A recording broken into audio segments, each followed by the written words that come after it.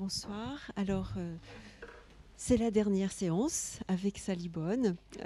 Cette dernière séance se terminera par une signature devant la librairie du musée en bas, près de la porte de sortie. Et ça, c'est une très bonne nouvelle parce que voilà, on ne l'avait pas fait les fois précédentes et l'ouvrage de Sally est vraiment une très très belle recension avec tous les niveaux de profondeur et tous les grands pans critiques qu'elle a abordés ici, que vous pourrez avoir de manière vraiment plus développée et analysée. Ce soir, je laisserai Sally vraiment faire son introduction toute seule, simplement dire que je crois que c'était vraiment important de balayer par ces 3 séances cette grande idée reçue selon laquelle l'artiste n'a pas besoin d'écrire, enfin, pour faire ça très vite. Et je crois qu'on a vu vraiment de nombreuses facettes à cette question de l'écriture. Et vraiment, moi, j'ai trouvé formidable ces séances. Merci beaucoup encore. Sinon, la programmation continuera à se déployer et on ne sait pas pour l'année prochaine, peut-être qu'on se reverra avec Sally, mais en tout cas, on va avoir une dernière conférence un peu didactique avec Donatien Gros, le philosophe historien de l'art, mais ça sera vraiment orienté sur Adèle Abdessemed et c'est alors j'ai oublié, fin mai 18. Alors voilà, le public c'est mieux que moi. Merci. Et alors, après la conférence, évidemment, vous pourrez questionner la conférencière et ensuite, on se retrouvera autour de cette signature. Très bonne soirée. Merci beaucoup Françoise et merci pour cette invitation. J'étais ravie. Je regrette un peu que ça soit déjà la dernière séance parce que j'ai encore plein de choses à vous dire, mais effectivement vous retrouverez tout ce que j'aurais pas pu vous dire dans le livre qui est en bas. Alors, donc c'est la troisième. Hop là. C'est donc la troisième séance qui porte sur donc un travail de recherche sur les mots et les œuvres et donc sur le rapport, en fait, plus précisément sur le rapport entre les artistes qui écrivent et leurs œuvres et comment peut s'instaurer en fait un certain type de relation entre cette écriture et l'expérience que l'on peut faire des œuvres.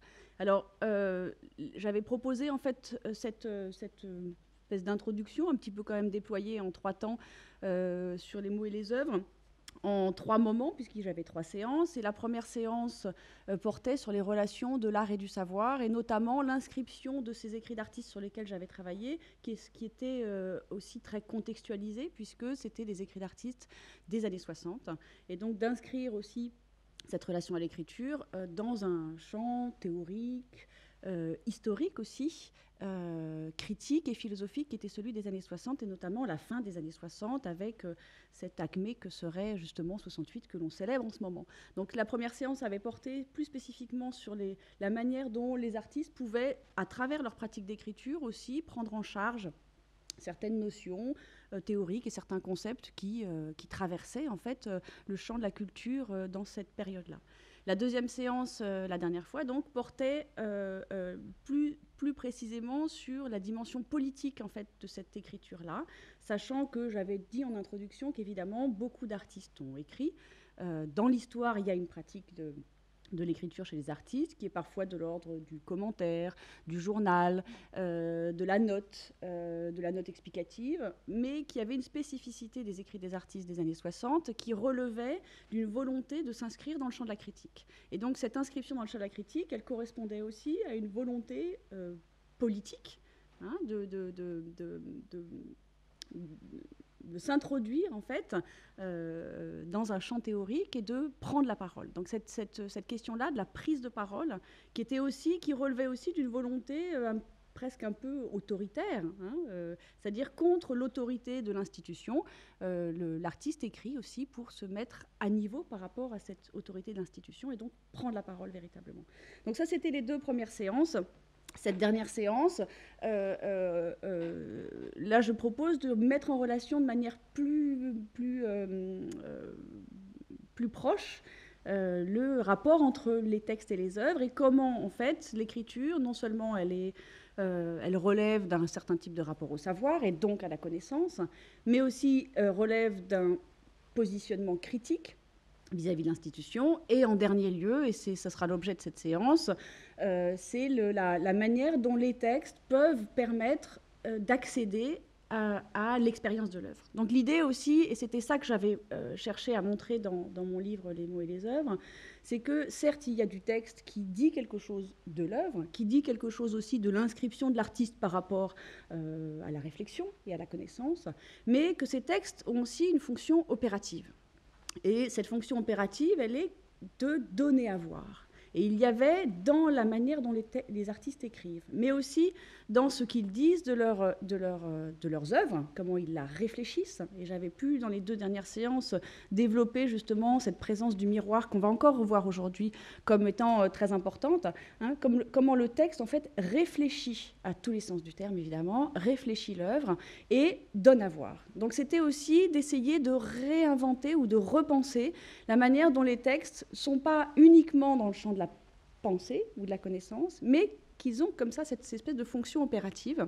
Et c'est aussi une manière de se déplacer, et on va voir que la question du déplacement elle est importante, de se déplacer par rapport à ce qu'on a l'habitude de la manière dont on fonctionne en général avec le texte. Donc là, le texte, il est une manière de faire voir. Et cette fonction-là, elle est importante, c'est une manière de donner accès aux œuvres. Donc je vous propose aujourd'hui, contrairement à ce que j'avais fait les 2 dernières fois, c'est-à-dire de mélanger des artistes et de couvrir comme ça cette période des années 60 entre les artistes américains, des artistes européens, en fait de m'en tenir aux 3 artistes sur lesquels j'ai plus spécifiquement travaillé pour ce livre, Les mots et les œuvres, que sont, je les ai déjà cités longuement, mais on va les voir de manière un petit peu plus précise, Daniel Buren, Robert Morris et Michelangelo Pistoletto. Donc je vous propose de déployer en fait cette question de la manière dont le texte donne accès aux œuvres en 3 temps, c'est-à-dire d'abord sur les textes de Robert Morris, une partie que j'ai appelée « Pratiquer l'investigation », un deuxième temps sur les textes de Daniel Buren et sur la notion de point de vue, et un 3e temps sur les textes de Michelangelo Pistoletto qui permet de passer de ce qu'on appelle des mots, on va dire des mots au livre. Et puis je finirai sur cette question du voir enfin qu'on retrouve dans beaucoup de textes, hein, l'idée que le texte donne accès justement à la visibilité et à la vision. Alors, les textes de Robert Morris, pratiquer l'investigation. Donc on a du texte théorique, du texte dessin, du texte parodique, du texte intime, du texte critique et du texte pastiche. Robert Morris a exploré une multiplicité de genres d'écriture, à l'image d'ailleurs de sa propre pratique artistique. Le texte est pour lui un espace d'expérimentation, expérimentation de la réflexion, que mène l'artiste sur les enjeux et la nature de l'art, et il introduit dans ses textes aussi un certain nombre de références philosophiques diverses, par exemple Maurice Merleau-Ponty, Ludwig Wittgenstein, Donald Davidson et Bertrand Russell. Mais aussi dans ses textes une expérimentation de l'élaboration artistique et de sa construction. La pratique de l'écriture chez Robert Morris est autonome, elle est cependant inscrite dans un rapport constant et explicite avec les œuvres qu'elle décrit, qu'elle réfléchit et qu'elle expose.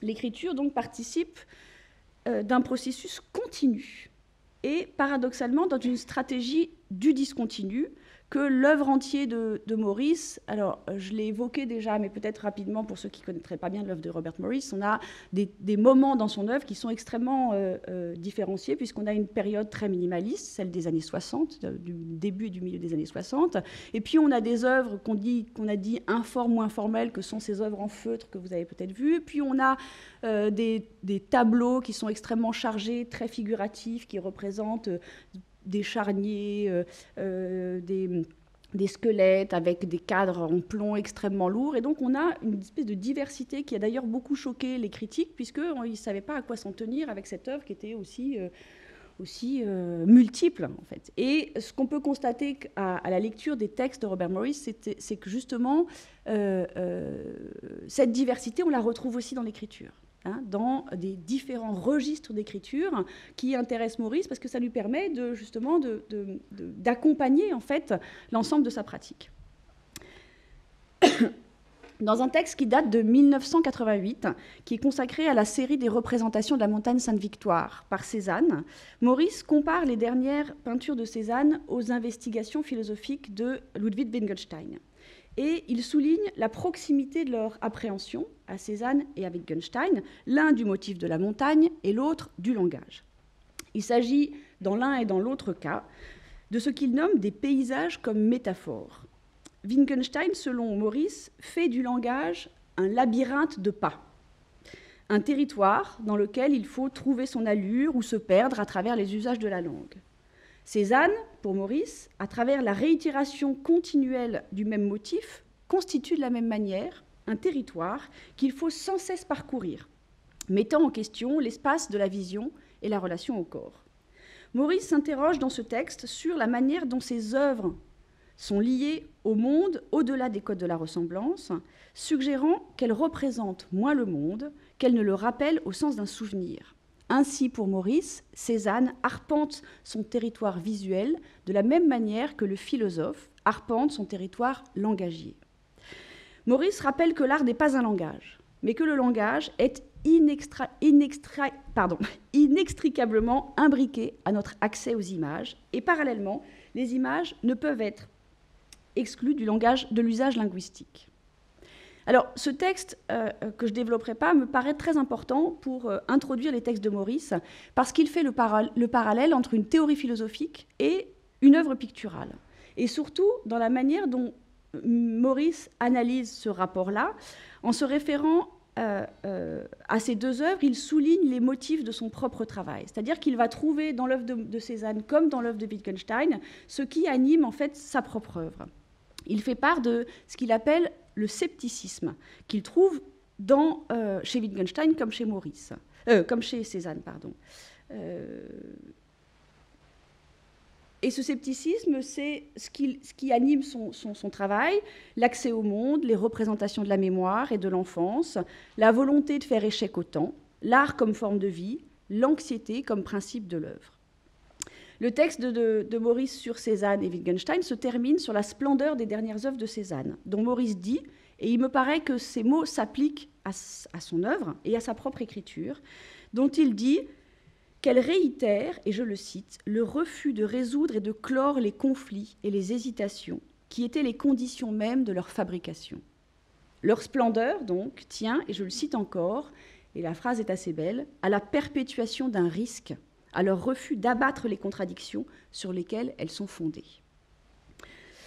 Alors, le rapport de Maurice à l'écriture est constant et constitutif depuis ses premiers textes manifestes qui sont publiés sous forme d'articles dans une revue qui s'appelle Art Forum au début des années 1960, enfin au milieu des années 1960 et jusqu'en 1970. Ce sont des textes très théoriques qu'on appelle les Notes on Sculpture et qui correspondent d'ailleurs à ses œuvres minimalistes.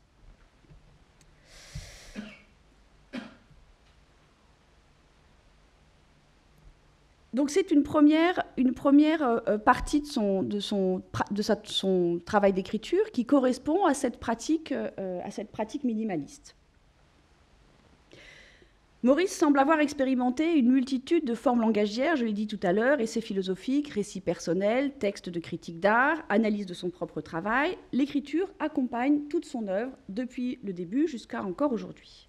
Il fait figure de ce qu'on nomme les artistes théoriciens, tant les textes des années 66 à 70 ont participé notamment à lancer des mouvements, mais aussi à permettre de comprendre les enjeux de l'art minimaliste. Dans l'introduction du recueil qui est paru aux éditions du MIT en 1993 et qui est paru sous le titre Continuous Project Altered Daily, qui est en fait le titre d'une installation que Maurice avait faite en 1969, un projet continu modifié quotidiennement. Évidemment, le titre est très important parce que ça fait apparaître la manière dont, autant dans la pratique du travail que dans la pratique d'écriture, il y a quelque chose qui est effectivement modifié quotidiennement. Donc, dans l'introduction à son recueil des textes, Maurice écrit que ces textes, ce qu'il appelle des essais, et je le cite, « retracent le cours de mes réflexions sur la production artistique de ce dernier quart de siècle. Il se peut qu'un état d'esprit sceptique et spéculatif ait toujours dominé travail et écriture. Je n'ai jamais cherché à prouver ou à démontrer quoi que ce soit, mais plutôt à pratiquer l'investigation. » Alors, cette formule, pratiquer l'investigation, que j'ai choisi de donner comme titre introductif au texte de Robert Maurice, en fait, ça renvoie très clairement aux investigations philosophiques de Wittgenstein que, justement, Robert Maurice lit, et dont il s'est inspiré dans ses textes comme dans son œuvre. Mais c'est aussi une forme d'écriture qui mêle recherche, réflexion, sous une forme suivie, dont le titre même, donné au recueil de ces textes, en référence à cette installation, révèle la constance. C'est donc une recherche suivie, une forme d'enquête, où le travail de l'écriture s'interroge, le travail et l'écriture s'interrogent mutuellement tout au long du déroulement et de l'élaboration de l'œuvre. À une question qu'une critique d'art lui posait en 2005, sur la pratique globale de l'artiste, Robert Morris répond « L'écriture a changé d'année en année et pris des formes différentes selon les périodes.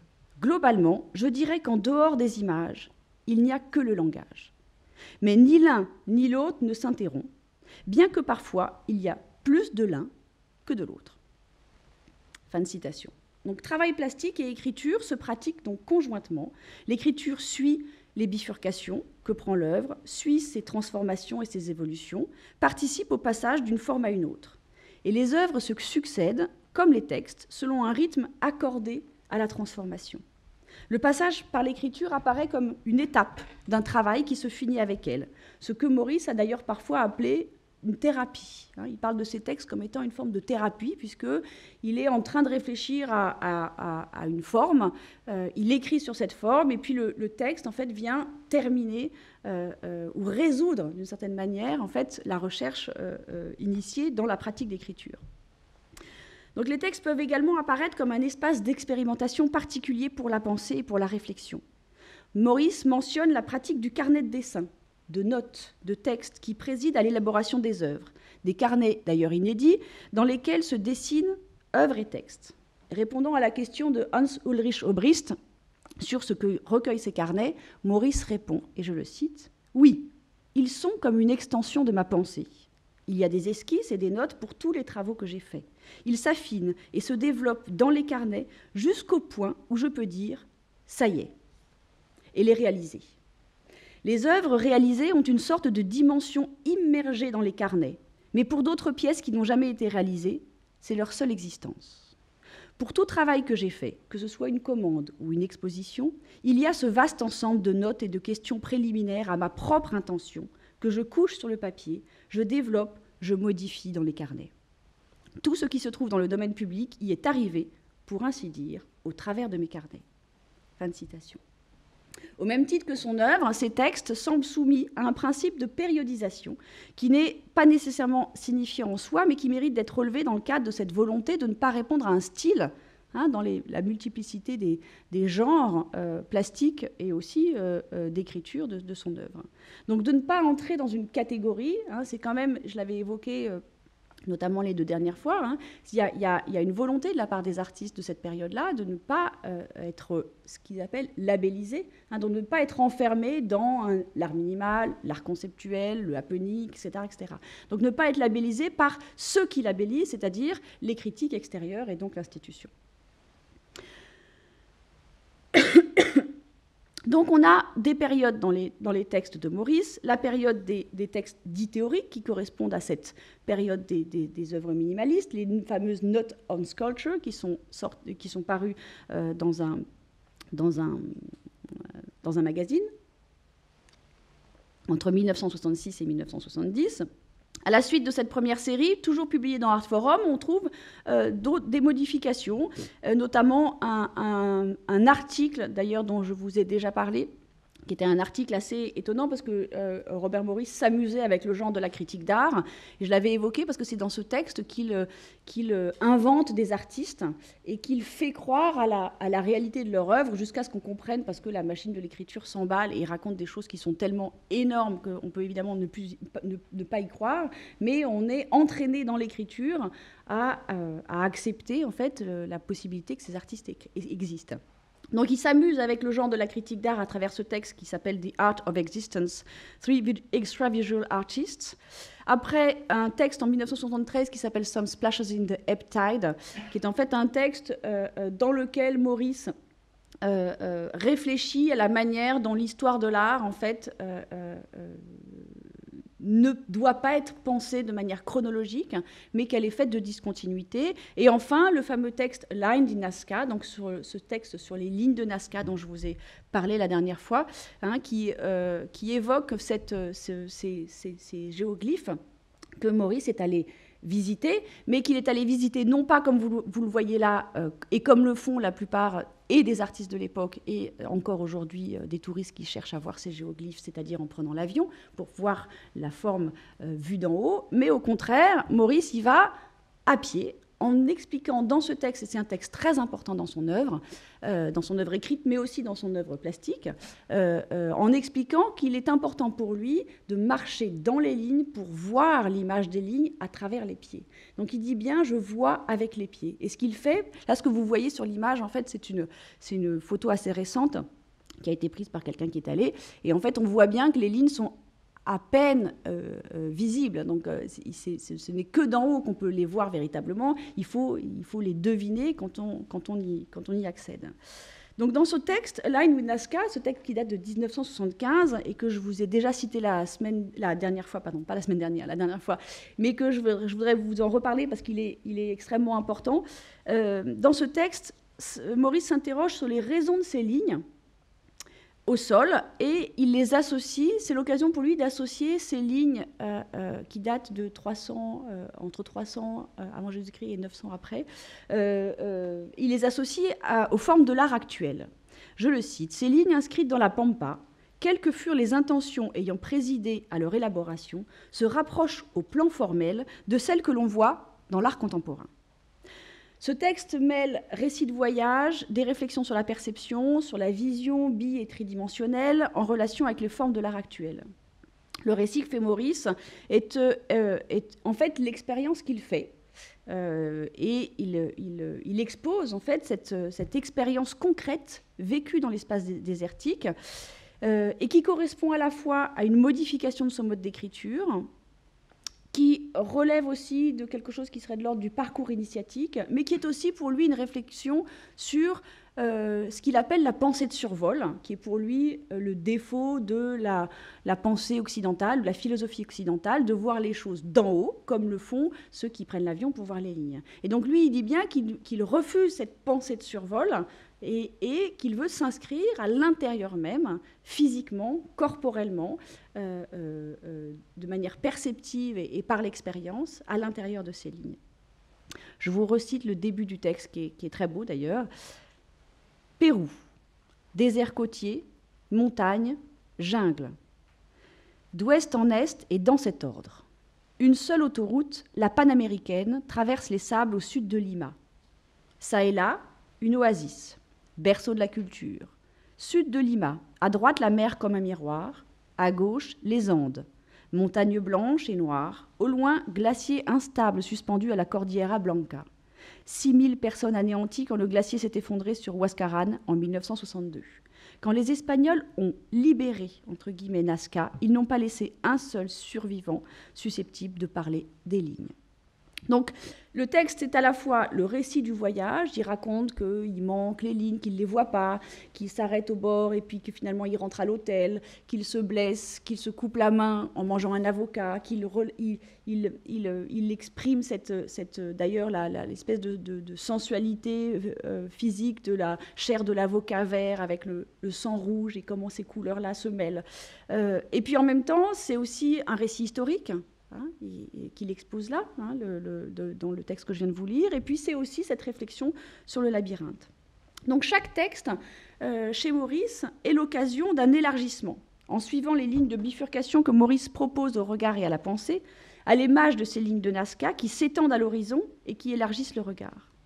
Donc les cadres réflexifs posés par Maurice sont des cadres pour élargir le regard, en proposant de déplacer notre point de vue. Là, en l'occurrence, de passer de cette pensée de survol, justement, à une vision horizontalisée.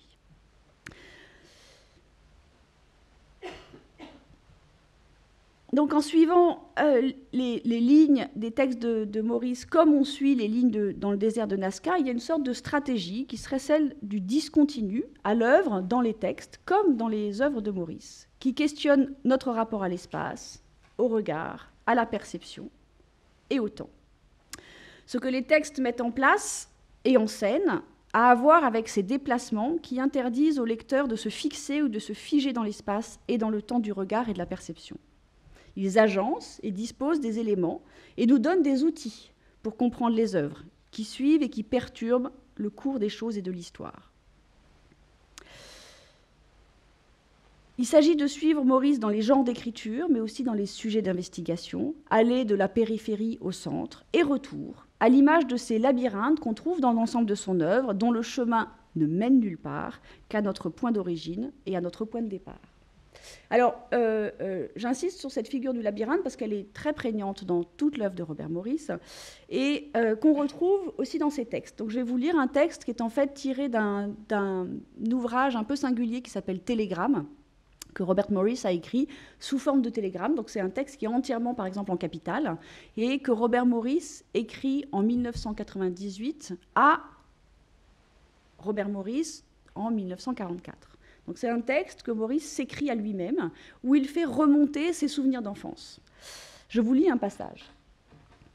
Vers le fond de la cave, une demi-douzaine de marches en béton montant vers l'extérieur étaient recouvertes d'une porte inclinée d'abri anticyclone, formant un espace oblique et restreint où je me glissais parfois. Quand j'entrouvrais la porte extérieure, j'étais dans un char en Afrique du Nord, avec Rommel, dans une tempête de poussière. Quand je la refermais, je me retrouvais dans l'obscurité chtonienne, un espace écarté et distinct, à l'écoute des bruits de l'étage des conversations étouffées et du parquet craquant sous les pas au-dessus de moi, témoin ignoré. La chaudière vibrait. Je me faisais au sentiment de l'exil, imaginant qu'on m'avait relégué dans un ailleurs inconcevable, renfermé dans un espace inaccessible et oublié, jouant avec la sensation d'être près de succomber à la panique. Puis il y avait le passage entre la chaudière et le mur, où je pouvais juste me faufiler, sentant en même temps la chaleur de la fonte sur le ventre et le froid humide du mur de pierre dans le dos.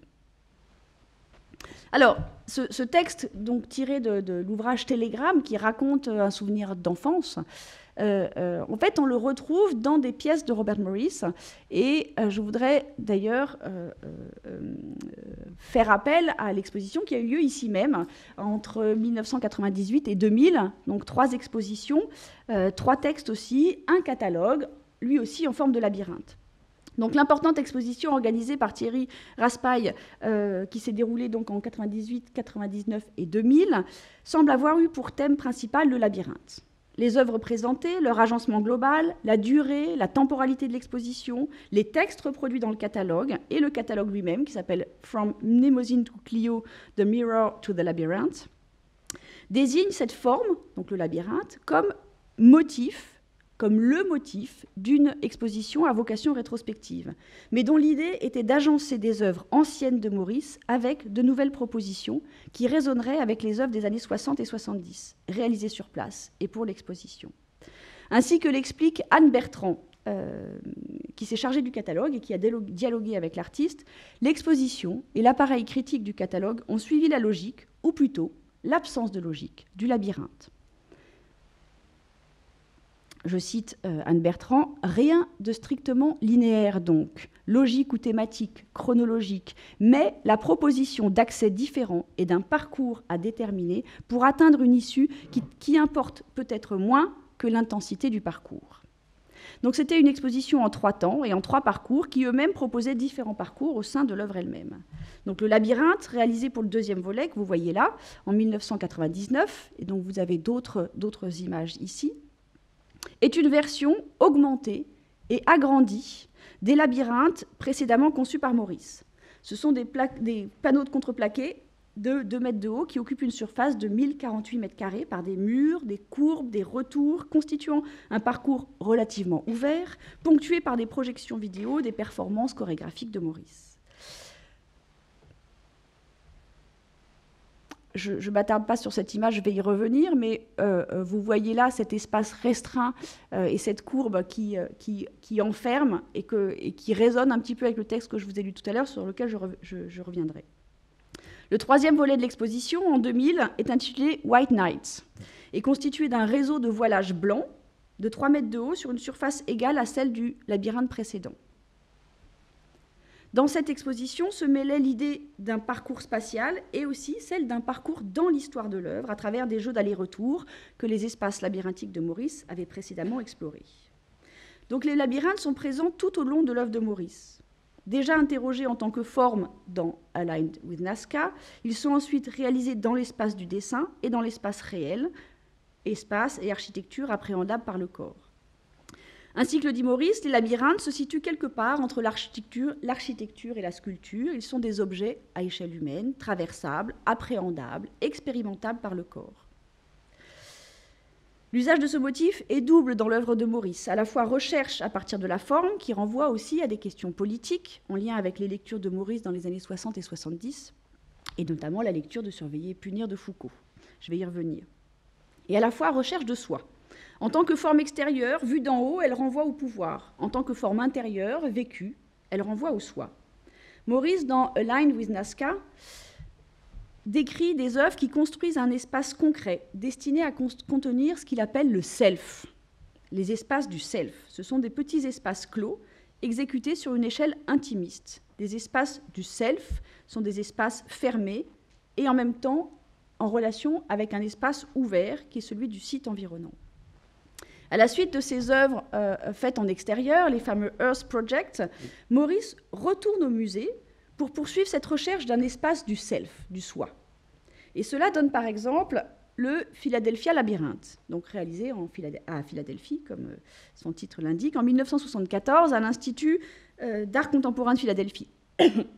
C'est un labyrinthe de forme circulaire d'une hauteur de 244 cm sur 914,4 cm de diamètre. Il est en contreplaqué et aggloméré peint en gris. Alors, la plupart des reproductions, comme vous le voyez là, le montrent vue d'en haut, ce qui est d'ailleurs assez contradictoire avec la proposition de Maurice, mais qui permet d'en voir le dessin, les méandres circulaires, les circonvolutions, et contredit cependant l'effet attendu dont une reproduction de l'entrée peut donner la mesure. D'après les descriptions faites à l'issue de l'exposition, l'impression première est celle d'un volume minimal dont la taille interdit une vision globale. Une entrée étroite permet de s'introduire dans un couloir droit dont la largeur est insuffisante pour y marcher confortablement et oblige à pénétrer 2 billets. Les parois s'incurvent ensuite pour entraîner le spectateur dans un dédale tortueux que l'on suit sans pouvoir savoir ni où l'on est, ni où l'on va. L'expérience du labyrinthe ne donne pas lieu à une expérience du moi, du soi, telle que la symbolique l'évoque, sinon à une expérience du moi rendant compte, et là je cite Maurice, des sombres retranchements de la mélancolie. Il faut, pour sortir du labyrinthe, de ce labyrinthe, revenir en arrière, dans l'espace, comme dans le temps. La recherche d'un centre qui est au cœur de la mythologie du labyrinthe semble, dans les labyrinthes de Maurice, mise à distance par le dessin des lieux. Maurice réalise un autre labyrinthe à Pistoia, en Italie, donc à l'extérieur, près d'une forêt, qui est appelée le Gori Labyrinthe, et qui renouvelait cette expérience d'éloignement du moi. À propos de cette œuvre, voici ce qu'écrit Maurice. Les infinis détours à la recherche d'un centre continuent à s'éloigner. Ce qu'on poursuit, avec ou sans fil, menace de se désagréger, de glisser, de se perdre à chaque carrefour. Chaque passage, une stratégie, un calcul, une mesure, un abandon, un retour, une nouvelle initiation. Une orientation possible vers le haut vire à la précession élusive. Le vertige menace. Quels déchets ont accompagné un tel fragment d'ordre ? Existe-t-il un nom pour le centre s'il est possible ? Des idées pierreuses ont accompagné l'entrée.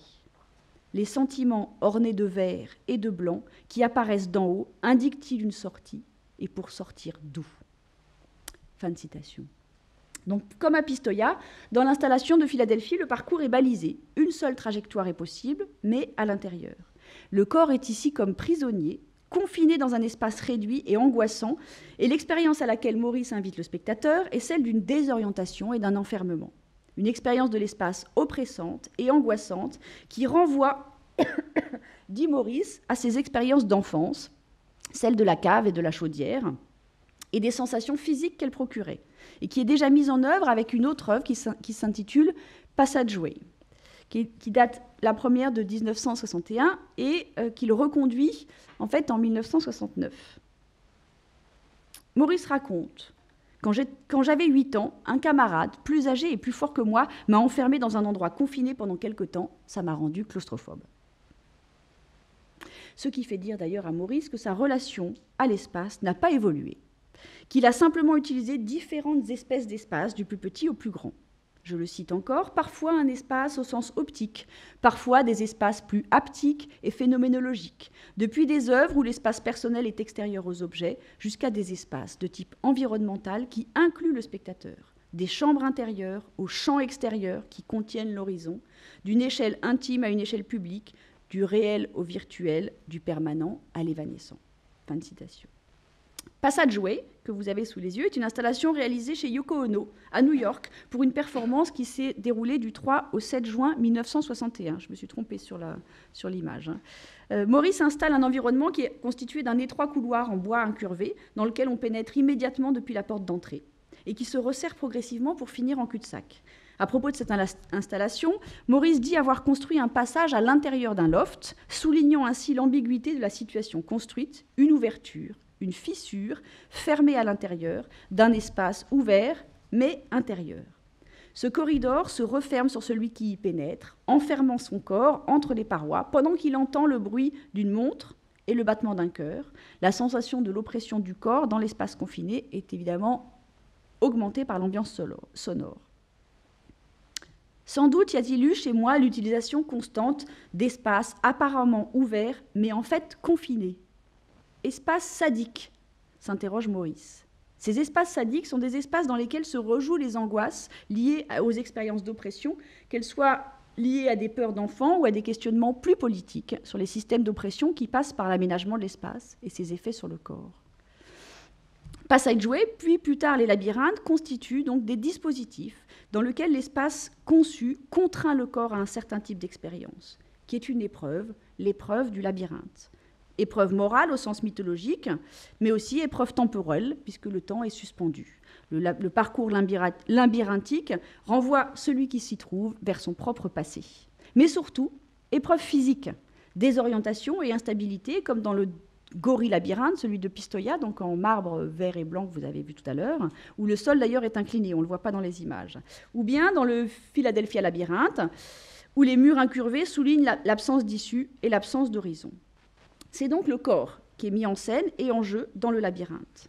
Et il faut se souvenir que le modèle utilisé par Maurice pour réaliser le labyrinthe de Philadelphie n'est autre que le labyrinthe dessiné sur le sol de la cathédrale de Chartres, ce labyrinthe de 12 mètres de diamètre et long de 261,55 mètres que les pèlerins parcouraient à genoux. Le spectateur ne contemple plus un objet avec ses labyrinthes, qui lui serait extérieur, il est dedans. Et donc, avant de pouvoir en sortir, on est prisonnier du labyrinthe, puisque le labyrinthe n'est autre qu'une prison. En écho aux différents dessins de labyrinthe, Maurice réalise à la fin des années 1970 une série de dessins à l'encre qu'il a intitulé « In the Realm of the Carceral », c'est-à-dire dans le royaume du carcéral, directement inspiré de sa lecture de la traduction en anglais de « Surveiller et punir » de Michel Foucault. Il s'inspire donc du texte de Foucault, mais il s'inspire aussi des Carceri Dimensione de Piranèse, des dessins de grilles, de réseaux, de tracés, de palissades, décrivant un monde carcéral, éclairé par les titres. Donc, je vous remonte les dessins de Maurice. Donc, les titres de ces dessins: dans le domaine carcéral, allées séparées, gardien haut, détenu en bas. Ou encore, dans le domaine carcéral, palissade. Il s'agit pour Maurice de faire le lien entre les structures de répression que décrit Foucault dans Surveiller et punir et la géométrie, celle-ci soutenant les modèles structurels. Et là, quand il fait référence à la géométrie, il pense encore à cette fameuse pensée de survol et à la structure en fait, de la pensée occidentale.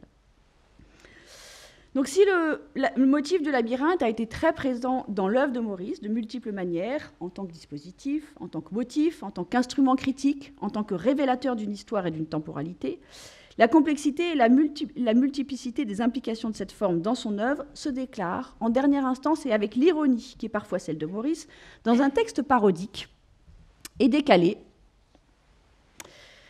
qui s'intitule « Robert Morris Replies to Roger Denson ». Alors là, vous avez l'image n'est pas forcément exceptionnelle, mais vous avez quand même une petite idée au moins de la construction de ce texte. Donc dans ce texte, le labyrinthe est désigné d'une suite d'adjectifs illustrant à la fois la pluralité et la multiplicité du motif et du dispositif, et le sentiment de perte que le labyrinthe peut parfois susciter. Je vous cite un passage où il parle du labyrinthe. Sans origine, fétichiste, fasciste, réel, imaginaire, mnémonique, anti-architectural, claustrophobique, métaphorique, métonymique, désorientant, sans minotaure, baroque, spatial, minimal, linéaire, neurologique, intestinal, sans fil, approprié, intemporel, textuel, iconophobique, illégal, cher, temporel, prédisposé au graffiti. Assez, Ignace. Cela ne nous mène nulle part. Fin de citation. Nulle part, donc, à l'image du labyrinthe. Ce texte, donc, Robert Morris Replies to Roger Denson, entremêle différentes formes d'écriture et différentes voix. C'est un montage de propos à la tonalité différente et à la construction singulière. Donc, il emprunte des citations à Nietzsche, à Derrida et à Donald Davidson, qui est un philosophe américain, en début du texte. Et il débute par une description quasi cinématographique d'un univers un peu chaotique, à laquelle fait suite deux textes mis en page parallèlement, l'un placé à gauche et sous forme de notes, qui chacun explore et étudie en quelques lignes. Je ne sais pas si vous voyez bien les notes, mais vous avez un petit numéro. Voilà. Et chacun de ces paragraphes, ceux qui sont en petit, donc placés à gauche, en fait, développe des questions théoriques sur les œuvres de Robert Morris, donc sur son œuvre. Et l'autre, la partie de droite, est une sorte de récit au langage parlé, plutôt un long monologue qui met en scène Ignace, qui est directement sorti des illustrations de George Herriman, vous avez donc l'image là, et sa souris, Ignace, à qui le texte s'adresse. Dans ce texte, on trouve aussi d'autres personnages, Major Minimax, Body Bob, qui n'est autre que Robert Morris lui-même. Vous trouvez aussi Timekeeper, Lil Dalink ou Stagehead, qui sont chacun en fait des personnages, mais qui se battent contre des concepts et qui évoluent dans le texte, dans des installations de Morris et de ses œuvres. Donc les concepts ou les œuvres, dans ce combat des personnages, en fait, les concepts ou les œuvres servent d'objets d'échange ou d'armes que les personnages se lancent à la tête, un petit peu comme cette illustration de George Herriman. Donc l'image du labyrinthe apparaît dans le texte de façon récurrente, comme motif de l'œuvre, comme structure invisible du texte, comme forme et comme principe d'une recherche ou d'une quête de soi. Le monologue joue de la multitude d'identités mises en scène dans les textes juxtaposés et participe au sentiment de perte de repères éprouvé à la lecture. Sentiment de perte que joue et objective la forme du labyrinthe. Donc dans ce dernier texte et dans cette suite en fait de motifs du labyrinthe, à la fois comme motif de réflexion dans Align with Nazca, comme motif concret de l'œuvre, comme expérience physique, comme expérience corporelle, comme jeu avec même l'écriture, on voit comment se traverse en fait aussi bien dans les œuvres que dans les textes les motifs de l'œuvre de Robert Morris.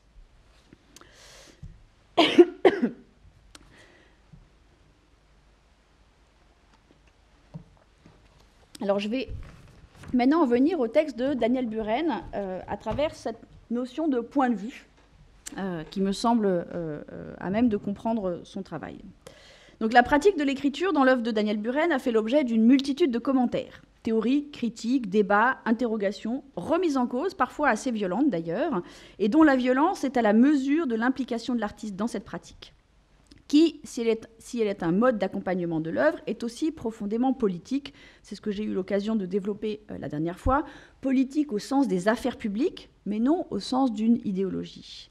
Buren parle d'une nécessité, celle d'éclairer sur les problématiques et ambitions d'un travail en train de se constituer, et dont Buren considérait qu'il était le seul, à l'origine de son travail encore en constitution, à pouvoir en dire quelque chose.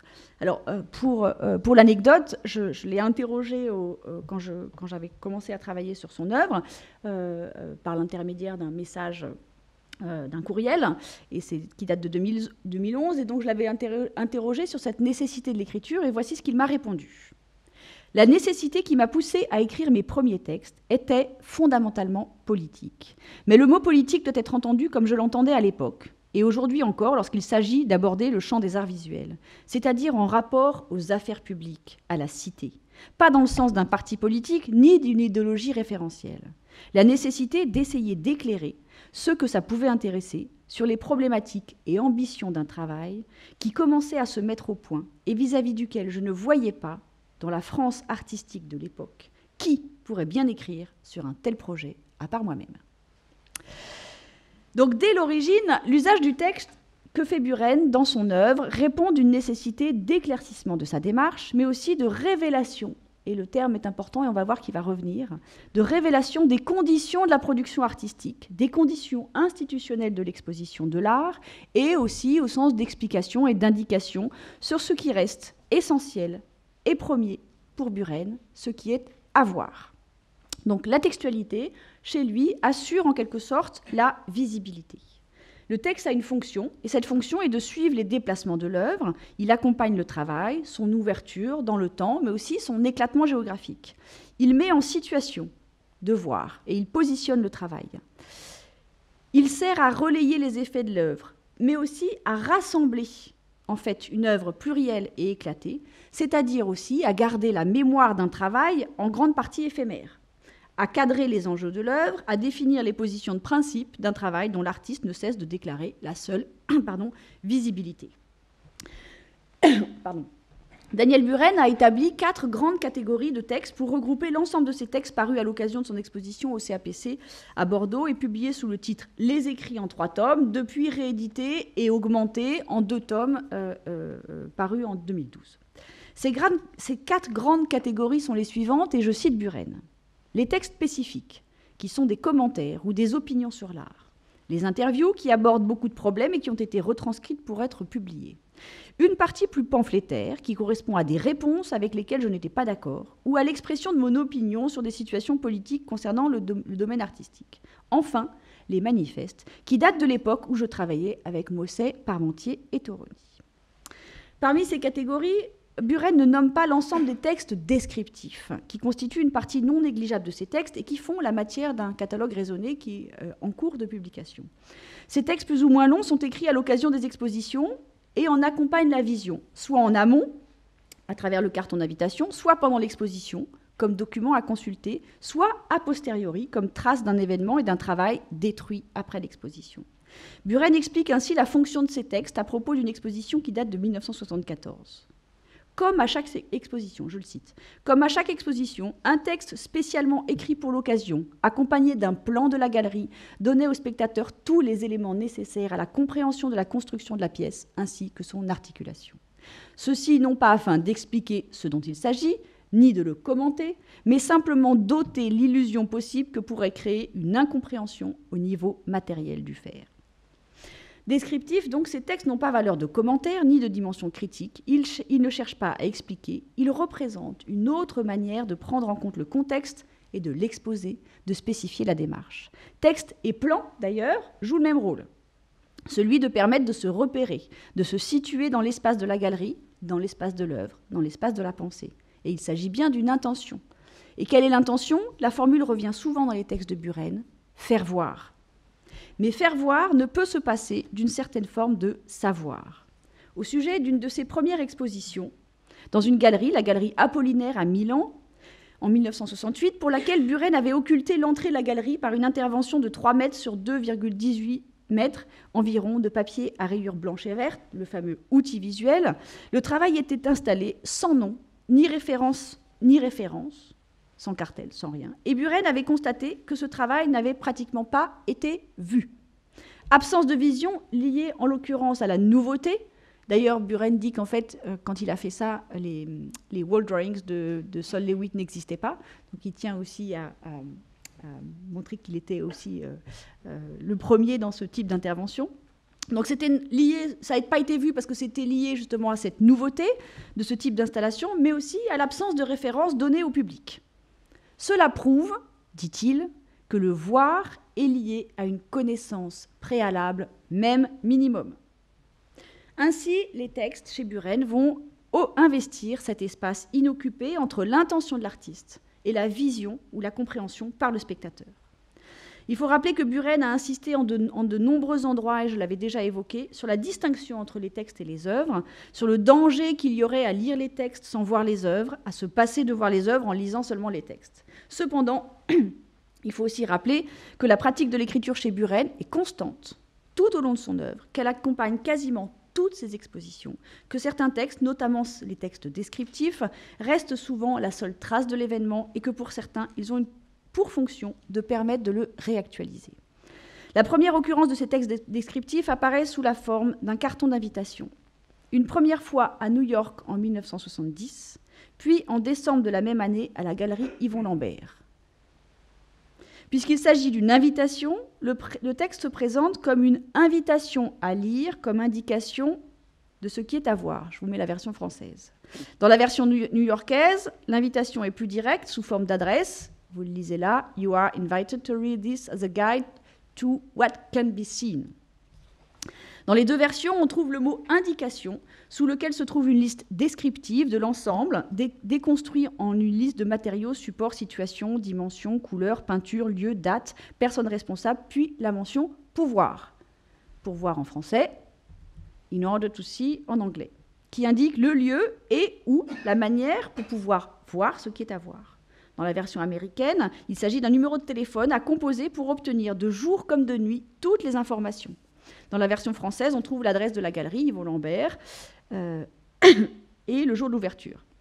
Ce qui est indiqué ici est tout ce qui entoure, ce qui encadre la présentation de l'œuvre ou de l'exposition. On sait où et quand elle a lieu, quel type de matériaux on y trouve, les supports, les dimensions, les couleurs, mais au fond, rien n'est proprement indiqué de ce qui est à voir. Il s'agit, comme l'indique la mention dans les écrits, d'un texte d'invitation spécifiant les différents paramètres contribuant à la définition de l'œuvre exposée. C'est la formule de Buren.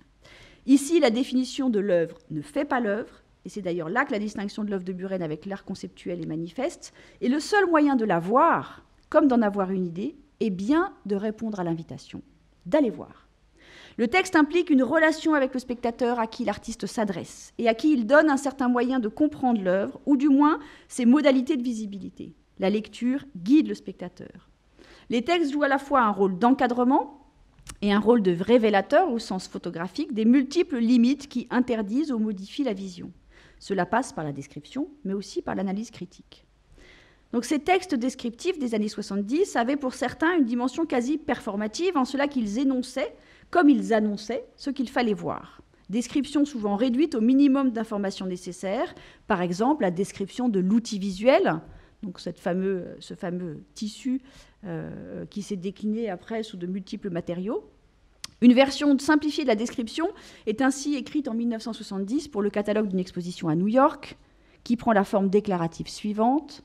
En fait, il faut voir des rayures blanches et colorées, qui ne sont que de simples rayures blanches et colorées, qui renvoient à des rayures verticales blanches et colorées, quel que soit leur endroit, leur couleur, leur nombre, leur hauteur. Donc les indications à lire comme description d'un travail à voir constituent aussi l'un des textes écrits par Buren dans le cadre d'une exposition et qui ont donc pour fonction d'indiquer ce qu'il faut voir. Alors je ne sais pas si... Oui, vous y avez quand même, vous le voyez bien. Ces indications se présentent sous la forme d'un document polycopié mis à la disposition du public dans l'exposition au Centre Pompidou en juin 1977. Le texte indique où, quand, comment, dans quelle situation, avec quoi, etc. Il faut voir les œuvres exposées. Pourquoi cette nécessité ? Parce que dans cette exposition, les œuvres ne sont pas visibles immédiatement.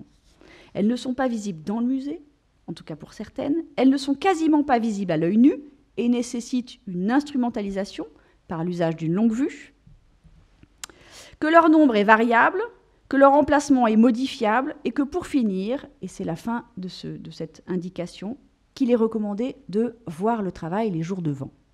Ces indications déplacent le regard du spectateur hors du musée, en l'occurrence sur les toits de certains bâtiments parisiens.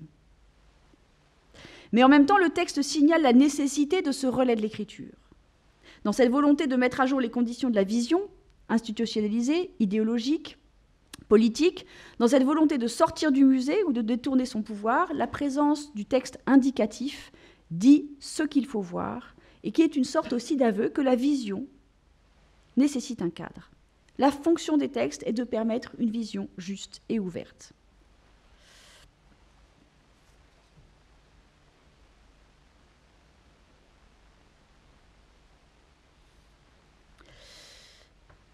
Le texte chez Buren n'est en aucun cas un commentaire de l'œuvre. Il vient de l'œuvre. Œuvre et texte coexistent tout au long de l'élaboration du travail, et la fonction indicative des textes répond à la fonction indicative de la proposition plastique de Buren. Les textes doivent être lus en fonction des œuvres. L'inverse, dit Buren, n'est pas vrai.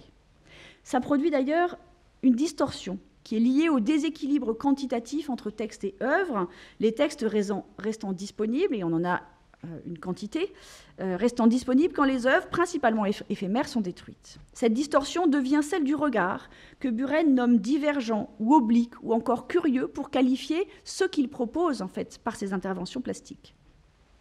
Il s'agit donc de donner un autre angle de vue par les textes à celui qui s'intéresse au travail. Lui permettre, comme le suggérait l'installation Les formes peintures, celle que vous voyez là, au Centre Pompidou, de faire un pas de côté, de faire un écart, d'aller voir sous la tranche ou derrière les œuvres. C'était dans la même exposition. Donc vous aviez, en fait, vous montiez sur la terrasse, maintenant où il y a un restaurant, au Centre Pompidou, mais vous montiez sur la terrasse et on vous distribuait ce texte polycopié et vous regardiez par les longues vues les drapeaux qui étaient installés sur différents bâtiments parisiens. Et puis, dans le musée, vous aviez une intervention de Buren qui était en fait cachée, puisque les œuvres de Buren étaient derrière les tableaux. Donc là, vous avez un exemple, c'est un Picabia. Derrière le Picabia, il y a l'outil visuel qui est exactement à la dimension de l'œuvre de Picabia. Donc on ne voit pas, évidemment, le travail de Buren, si ce n'est qu'il est indiqué par le cartel. Donc Buren propose un regard divergent qui interroge la vision elle-même, celle confinée du musée et celle de notre capacité à percevoir le réel qui s'offre à nous. Donc il s'agit pour Buren de sortir du domaine de l'illusion et de son espace manifeste qu'est le musée. Et pour cela, Buren choisit deux stratégies distinctes et conjointes. L'une de révéler, de faire voir l'illusionnisme dans le lieu même de l'art, dans le musée ou la galerie, l'autre de le confronter à l'extérieur, dans l'espace réel. Pour détourner le regard du musée, Buren le dirige vers l'extérieur à travers différents dispositifs d'ouverture du regard. Par exemple, avec les premiers affichages sauvages dans l'espace urbain ou dans le métro. Donc là, vous avez un outil visuel qui est installé parmi d'autres affiches. Mais il en a mis sur les murs dans différentes villes. Ou aussi par ces indications à lire comme description d'un travail à voir, que je vous ai montré tout à l'heure pour les couleurs sculptures au Centre Pompidou en 1977. Buren met autant en scène qu'il donne à voir la réalité de l'espace dans ce qu'il modifie le regard que nous portons sur les œuvres d'art et sur les choses en général. L'œuvre n'est pour lui jamais un objet que l'on déplace d'un lieu à un autre, d'un musée à une galerie ou au mur d'un appartement. L'œuvre est le lieu lui-même, mais ce lieu transformé par le geste de l'artiste et par l'idée de l'artiste. Alors, je vais aller un peu rapidement sur certaines œuvres parce que je vois que le temps passe vite. Donc, il y a toute une série d'interventions de Buren qui consistent justement à interroger le dedans et le dehors, le lieu de l'espace d'exposition et ce qui s'appellerait l'espace réel. Donc il y a cette intervention qui s'appelle Within and Beyond the Frame, qui est pour une exposition à la galerie John Weber en 1973 à New York, où en fait on voit l'outil visuel qui est installé à l'intérieur de la galerie. Et il y a exactement le même nombre d'outils visuels dans la galerie et à l'extérieur de la galerie. Il y a le fil qui est tendu et qui traverse la rue, en fait, et qui vient se ficher dans le mur du bâtiment opposé. Donc, il y a 19 pans de tissu rayé noir et blanc, dont les extrémités sont recouvertes de peinture blanche recto et verso. Et il y a un seul qui est à cheval, en fait, sur la fenêtre, donc 18, et 9 et 9 de chaque côté, à l'intérieur et à l'extérieur. Donc il y a aussi, c'est une installation qui tient compte totalement du lieu, de la galerie, puisque les intervalles entre les pans de tissu reprennent ceux entre les fenêtres de la galerie. La hauteur du pan de tissu reprend la hauteur de la fenêtre, et l'installation tient également compte du temps et des conditions atmosphériques. Les pans de tissu suspendus à l'extérieur subissent les transformations liées au temps, jaunissement, blanchissement, usure du tissu. Un autre exemple sur lequel je vais passer un petit peu plus vite, c'est une proposition qui s'appelle Voile-Toile, qui est en fait une exposition en 2 temps. D'abord, en fait, c'est qu'on appelle ça une régate, merci. Une régate d'optimistes sur le lac Wannsee à Berlin. Et donc, les bateaux qui étaient barrés par des enfants de 8 à 13 ans barraient en fait des bateaux avec des outils visuels de Daniel Buren. Donc, ils ont eu cette espèce d'usage dans l'espace réel. Et évidemment, ce que Buren interroge, c'est est-ce que l'on voit un Daniel Buren quand on regarde la régate, ou est-ce qu'on voit simplement des toiles? C'est pour ça que le titre de l'exposition, enfin de cette intervention, s'appelle Voile-Toile. Ensuite, ces mêmes toiles qui ont fait la régate sont intégrées dans l'espace du musée. Ce qui apparaît ici pour Buren, c'est la puissance du réel qui fait disparaître la part esthétique de l'œuvre au profit de son usage. C'est de la peinture, puisque les outils visuels sont toujours avec une des bandes qui est recouverte de peinture, mais c'est d'abord et avant tout une voile. À ce propos, Buren écrit « Celui qui voit évoluer ses voiliers, dont les voiles seraient aussi des peintures, n'y voit que du feu, non pas que quoi que ce soit lui soit caché, car la peinture se montre bien toute voile dehors, mais parce que ce qui importe, c'est que ces voiles, toutes choses égales, prennent bien le vent. » Cette disparition de l'œuvre au profit de l'usage semble être l'un des risques que prend l'œuvre de Buren à se mesurer à l'espace réel. Vous vous souvenez, l'intervention dans la Galerie Apollinaire à Milan en 1968, Buren avait pris ce risque que l'œuvre ne soit pas vue. Et encore, il poursuit. Alors là, je reprendrai la formule que d'ailleurs utilisait Maurice. C'est il perpétue ce risque de disparaître dans l'espace réel, tout en essayant justement de jouer sur cette obliquité du regard ou cette divergence du regard qu'il propose, puisque finalement, c'est quand même un outil visuel de Buren qu'on voit en regardant la régate. Dernier exemple, cette installation à Chicago, qui s'appelait « Watch the Door, Please ». En fait, Buren avait réalisé que le musée donnait sur les rails de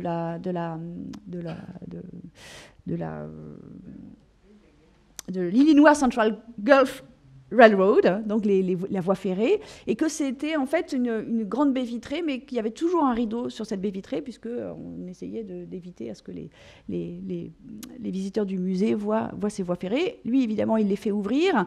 Il n'intervient pas dans le musée, il intervient sur les portes des trains. Et donc, en fait, pour voir son œuvre, il y avait un panneau dans le musée qui indiquait les heures de passage des trains. Et simplement, en fait, il fallait attendre que le train passe pour pouvoir voir l'œuvre de Buren. Voilà. Oui. Watch the door, please, oui. Alors, du musée, évidemment, on ne pouvait pas voir les œuvres arrêtées, puisqu'elles ne faisaient que passer. Il fallait prendre le train pour pouvoir, effectivement, faire attention aux portes.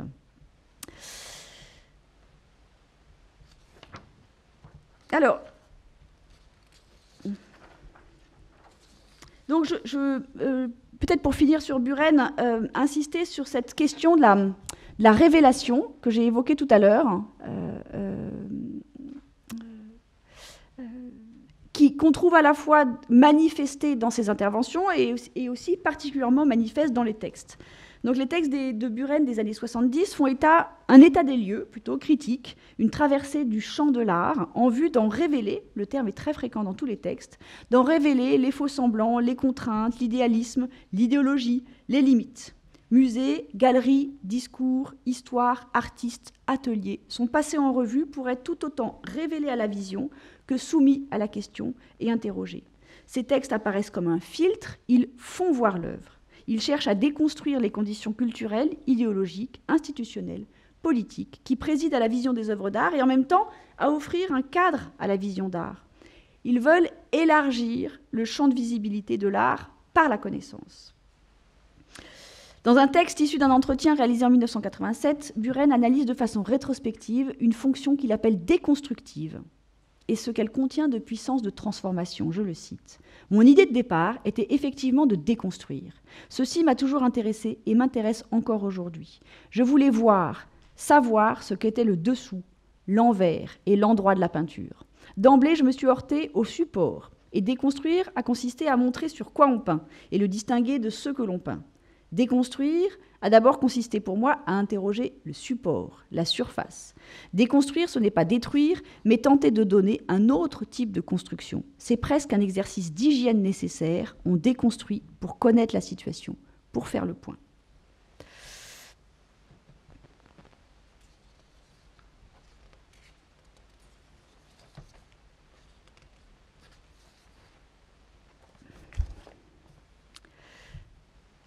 Alors, la déconstruction, elle consiste aussi à remettre en cause, je l'avais évoqué déjà les fois précédentes, à remettre en cause tout ce qu'il appelle les limites culturelles qui nous empêchent de voir. Il dit, à la fois la participation qu'il demande du spectateur, comme dans cette œuvre-là, et l'adresse, en fait, dans les textes, consiste pour lui à, et il l'écrit en gros dans certains textes, et en capital, à voir enfin.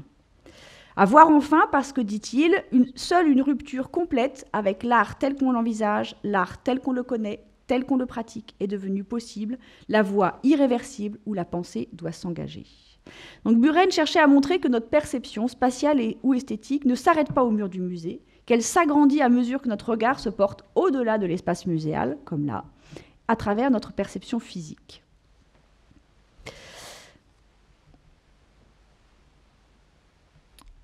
Alors, je vais passer sur le corridoroscope, qui était une intervention au musée d'art moderne de la ville de Paris en 1983, qui était encore, alors là où dans une certaine instrumentation, il cherche à faire sortir le regard du musée, là il avait installé ce corridoroscope zigzagant dans l'espace du musée, mais qui permettait, par un système de trous, de voir en fait à l'extérieur du musée par les fenêtres. Et puis une autre intervention que vous connaissez sans doute, puisque c'est le parking des Célestins à Lyon, hein, une intervention de 1994 qui répondait à un 1% auquel Buren avait répondu. Alors, il s'agit, dans l'ensemble des... Je suis passée un petit peu vite sur les dernières œuvres, mais de déployer en fait cette question du point de vue. Alors, le texte... justement, met en œuvre des points de vue que l'œuvre plastique manifeste. Pour cela, je voudrais simplement lire un dernier passage d'un texte de Buren à propos du point de vue et du contexte. Le contexte implique la notion de point de vue. Cela peut être le point de vue au premier degré, c'est-à-dire déplacer quelque chose pour voir, cadrer le spectateur ou l'objet à regarder. D'une manière plus abstraite, m'intéressant au lieu, à l'espace, je ne pouvais ignorer la question du point de vue. Dans presque tous les cas, je fais en sorte que ces points de vue soient multiples et non obligatoires, c'est-à-dire libres à découvrir, voire à inventer. Le point de vue implique d'être sensible au rapport qu'entretient une œuvre à son lieu, comme à celui qui la traverse. Alors, dernier artiste et dernier texte, ceux de Michelangelo Pistoletto, des mots au livre. Donc les mots de Pistoletto naissent de l'expérience de l'art. Ils forment un discours empirique construit par une pratique constante. Ils se développent dans l'œuvre selon une idée de mouvement, de changement à l'intérieur du parcours que l'œuvre elle-même revendique dans sa forme et dans son principe. Venant de la pratique, il l'informe en retour, la motive, la mobilise. Les textes écrits par Pistoletto ont une fonction dynamique qui participe de la créativité. Ils mettent en action le travail. Ainsi, l'écriture est-elle une situation productive, elle sert à la réalisation, et Pistoletto l'évoque dans plusieurs de ses textes. Elle actualise la production plastique, elle reflète son élaboration tout en y participant. Elle a une influence directe sur la forme de l'œuvre, et ou sur le projet de l'exposition, l'écriture chez Pistoletto a une fonction véritablement opérative. Elle peut relever du programme de création, mais aussi du récit intime, de l'adresse publique, du texte littéraire, du discours théorique ou aussi du souvenir. Quelle que soit sa forme, elle participe pleinement de et à l'œuvre, en ce qu'elle la modifie, la réfléchit, l'épouse dans ses contradictions et ses changements. En 1964, Pistoletto expose à la galerie Sperone à Turin. Un dépliant est imprimé à l'occasion, c'est ce que vous avez sous les yeux, sur lequel on trouve un texte de l'artiste, sans titre, mais reproduit dans le recueil de ses écrits sous le titre Plexiglas. Le dépliant comprend 8 pages pliées, dont 3 reproduisent sur un côté une vue panoramique de l'exposition avec les œuvres de l'artiste, et à gauche une présentation de l'artiste indiquant ses dates de naissance, exposition personnelle et collective. Et de l'autre, c'est l'image que vous avez sous les yeux, le texte de l'artiste avec, pour mention le lieu et la date, Torino, 10 septembre 1964, entouré de 2 reproductions et de la page de garde. Le texte de Pistoletto n'est pas descriptif. Il présente le travail, il en donne en quelque sorte les raisons de l'œuvre, sans que cela soit une justification. Il semble prélever à un discours qui se continue, comme s'il avait enlevé un bout d'un texte plus long, où il explique en fait son rapport à l'œuvre. La première phrase du texte, c'est « Le mur existe comme principe et comme fin de cette histoire ». Le mur comme support du tableau, comme support du miroir et comme support de ce qui apparaît dans l'exposition, dont ce texte est la présentation, ce sont les plexiglas. Donc là, vous avez une image de l'exposition de la Galerie Sperone en 1964. Vous avez sous les yeux donc les œuvres en plexiglas et un ou 2 tableaux miroirs. Donc vous avez l'échelle, en fait, c'est une image qui est reproduite sur une plaque de plexiglas, de même que le fil. Le fil que vous avez au milieu de l'image, et de part et d'autre, vous avez des tableaux miroirs. Ce que Pistoletto interroge dans ce texte, qui est un texte un peu généraliste, c'est la dualité qui est pour lui la première expérience, l'expérience essentielle, le dédoublement de la réalité en une autre réalité qui peut prendre pour nom la fiction ou l'art, et dont la reproduction picturale vient rendre compte. Par cette dualité, l'artiste s'interroge sur la possibilité de poursuivre lui aussi ses investigations à partir de la réalité ou à partir de l'art. Il part de la surface réfléchissante du tableau miroir, qui est l'une de ces pratiques essentielles. Je vous en montre. Alors ça, c'est un plexiglas, mais donc il y a les tableaux miroirs que vous connaissez sans doute. Celui-là, par exemple. Donc, l'artiste part de cette dualité, de ce dédoublement de la réalité par la surface réfléchissante, et s'interroge sur la possibilité de poursuivre ses interrogations, ses investigations, soit à partir de la réalité, soit à partir de l'art, c'est-à-dire à l'intérieur même de l'image du miroir. Je le cite. « Comme il m'est impossible d'y entrer physiquement pour poursuivre mes investigations sur la structure de l'art, je dois entrer dans le tableau, je recommence. Comme il m'est impossible d'y entrer physiquement pour poursuivre mes investigations sur la structure de l'art, je dois faire entrer le tableau dans la réalité, en créant l'illusion de me retrouver au-delà du miroir. La question qui semble se poser à Pistoletto est donc de savoir de quel côté se situe la réalité de l'art, ne pouvant ou ne voulant pas distinguer l'art de ce qui s'appelle la réalité et qu'il nomme ailleurs la vie. Pistoletto met en scène dans ses textes et dans ses œuvres le dédoublement de cette réalité par le reflet dans le miroir ou dans le plexiglas.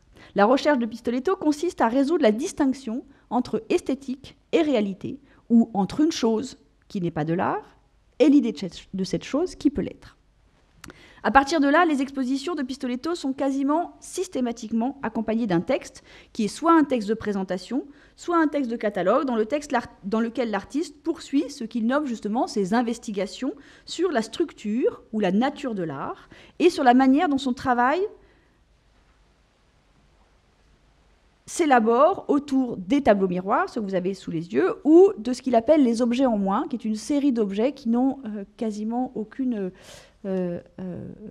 aucun rapport, en tout cas plastique, les uns avec les autres, et qui sont appelés objets en moins, je l'avais évoqué l'une des dernières fois, parce que, dit-il, chaque objet réalisé est en moins par rapport à l'infinité d'objets possibles. Hein, donc chaque objet qui est fabriqué est un objet en moins dans l'infini du possible, qui est une assez belle idée, et qui d'ailleurs pour lui justifie entre guillemets la diversité et la multiplicité en fait, ou la diversité de son œuvre. Hein. C'est-à-dire qu'en fait là vous avez une série d'objets en moins. Voilà, et vous voyez qu'ils ont là encore, les critiques se sont un peu interrogés sur la diversité de ces œuvres dont on ne pourrait pas justement décrire un style. Donc, avec Pistoletto, le texte apparaît comme le pendant de l'œuvre plastique, mais aussi comme le pendant de l'exposition elle-même. Les textes de Pistoletto développent des interrogations qui sont liées très directement à son propre travail, et en même temps qui rencontrent des questionnements plus généraux d'ordre esthétique et théorique.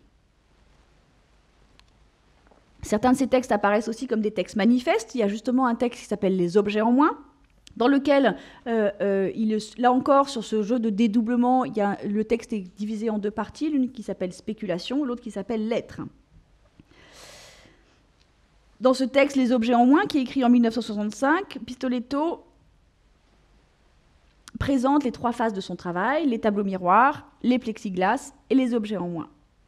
Le texte « Les objets en moins » présente les œuvres, aussi différentes soient-elles, comme déterminées par ce que Pistoletto appelle la dimension du temps, dont Pistoletto fait désormais l'un des moteurs de son travail, le véritable protagoniste des premiers tableaux miroirs. L'idée développée est celle d'un temps par morceau qui correspond à chaque objet, qui, une fois réalisé, est retiré du monde du possible et qui représente une totalité. Je cite Pistoletto, « Mes travaux ne cherchent pas à être les constructions ou les fabrications de nouvelles idées, comme ils ne cherchent pas à être des objets qui me représentent, que je veux imposer aux autres, mais ce sont des objets à travers lesquels je me libère de quelque chose. Ce ne sont pas des objets en plus, mais des objets en moins, en ce sens qu'ils portent en eux une expérience perceptive définitivement extériorisée. » Donc cette dimension du temps est celle qui s'ouvre entre le miroir et la représentation photographique. Alors, je cherche... Non. Entre le miroir et la représentation photographique, le photogramme. En fait, l'image que vous avez là, c'est une photo qui est collée sur une surface de miroir. D'ailleurs, Pistoletto fabriquait lui-même ces miroirs au début de son œuvre, et puis après, il les a acheté tout fait, mais il y avait cette dimension aussi de fabrication extrêmement importante. Je le cite, « Avec mes travaux récents, j'ai l'impression d'être entré dans le miroir, entré activement dans cette dimension du temps qui était représentée dans les tableaux miroirs. Mes travaux récents témoignent de la nécessité de vivre et d'agir selon cette dimension, c'est-à-dire selon l'impossible répétition de tout instant, de tout lieu et donc de toute action présente. Il s'agit dès lors de privilégier une action que l'art permet d'accomplir et que les textes ou que l'écriture des textes réfléchit, en ce sens que chaque œuvre, chaque travail existe dans sa totalité et dans son unicité comme détaché d'un contexte global auquel il appartiendrait, mais que le texte permet de recontextualiser. » Le texte « Les dernières paroles mémorables », publié en 1967 sous la forme d'un livre d'artiste que vous avez sous les yeux, est pour cela explicite. Outre qu'il est divisé en deux parties, spéculation et être, ce texte récapitule une partie du travail déjà accompli, sans le décrire. Je ne parle pas de chacun de mes nouveaux travaux, car ceux-ci réclameraient, étant tous différents, de longues descriptions des motifs contingents qui les ont déterminés.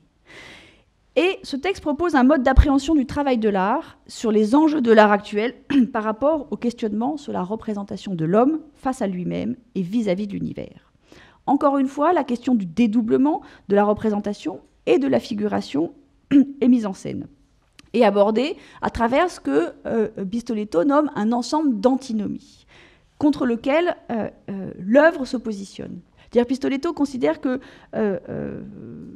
l'humanité est faite d'une série d'antinomies, de contradictions que l'œuvre doit prendre en charge sans vouloir les résoudre.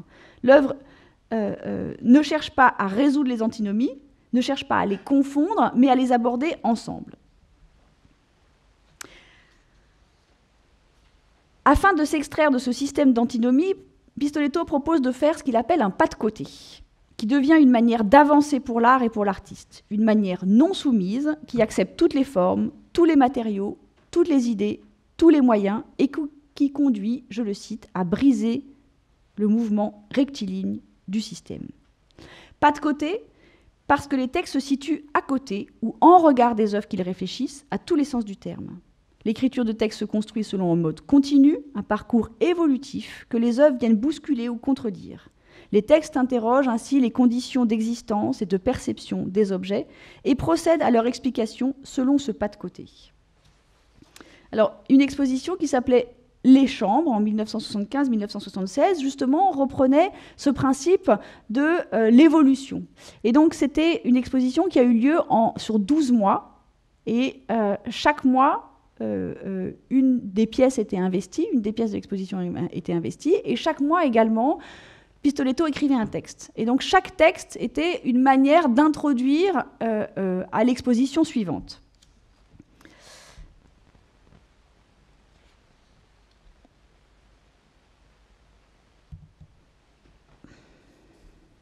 Je suis obligée d'aller un peu vite parce que le temps a considérablement passé.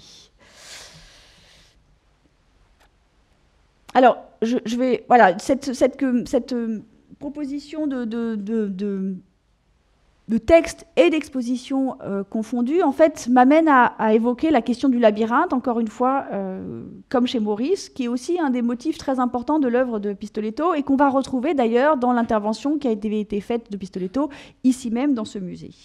Le labyrinthe, chez Pistoletto, comme se rapporte au temps, comme le miroir, qui est très important dans son œuvre. On trouve un seul labyrinthe dans l'œuvre de Pistoletto, en tout cas un labyrinthe réalisé, même si l'exposition Les Chambres et même si le rapport au texte relève de cette figure du labyrinthe. Donc on trouve un seul labyrinthe réalisé dans l'œuvre de Pistoletto, mais si le motif n'est pas très présent dans l'œuvre, il l'est cependant dans la manière métaphorique et notamment dans le rapport au miroir. L'image du labyrinthe apparaît dans la scénographie, le déroulement d'une exposition, dans la construction d'un catalogue, dans une installation réalisée pour la première fois en 1969, celle que vous avez sous les yeux, à Rotterdam, dans une partie des objets en moins, et dans ce grand labyrinthe qui a été réactualisé ici en 2001. Dans l'exposition organisée ici, en 2001, par Thierry Raspail, le labyrinthe est installé dans la première pièce de l'exposition, ouvrant et fermant à la fois l'entrée de l'exposition, invitant à un premier parcours labyrinthique qui a sans doute quelque chose du parcours initiatique, avant d'entamer le cheminement dans l'espace et dans le temps. L'installation est constituée de 600 mètres linéaires de carton ondulé sur une surface de 150 mètres carrés. Et le catalogue de l'exposition, qui était intitulé Continenti di Tempo, cherchait justement à reprendre le principe de l'exposition, une sorte de structure labyrinthique en miroir, en forme de spirale, conçue par Pistoletto.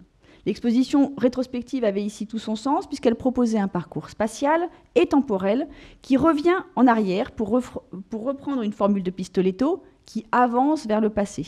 C'est-à-dire qui avance vers le passé parce que Pistoletto avait développé dans un texte cette image qui est quand on avance dans le miroir, en fait, on avance vers son propre passé, vers ce qui est derrière nous, en fait, métaphoriquement. Donc la dimension des salles, leur succession dans l'exposition ont été adaptées au parcours. Une fois parvenu au centre de l'exposition, dans une salle qui présentait les travaux les plus anciens de l'artiste, les premiers tableaux miroirs, le spectateur revenait en arrière et parcourait à nouveau les salles en sens inverse pour sortir de ce labyrinthe et revenir en quelque sorte au présent. À l'aune de ce titre d'un texte de Michelangelo Pistoletto qui date de 1977, dans la perspective du futur, le progrès a accumulé une telle masse d'avant-garde que c'est dans le passé qu'elle bénéficiera d'un espace plus grand.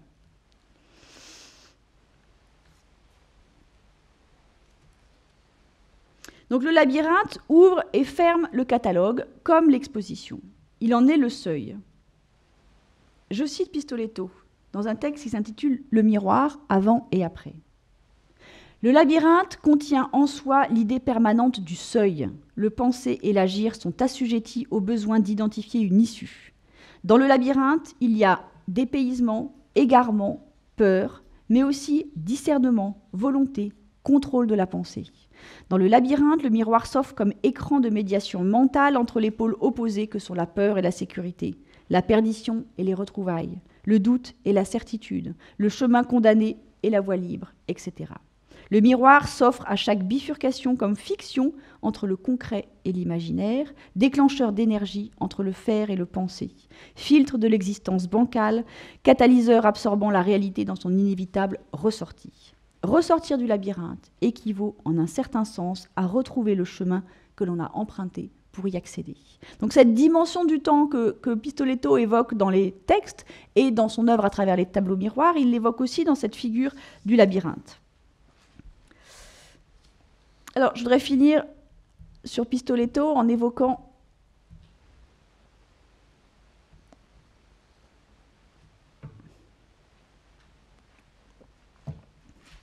le texte et les livres. Chez Pistoletto, l'écriture fonctionne comme un instrument qui permet d'appréhender l'œuvre et le temps.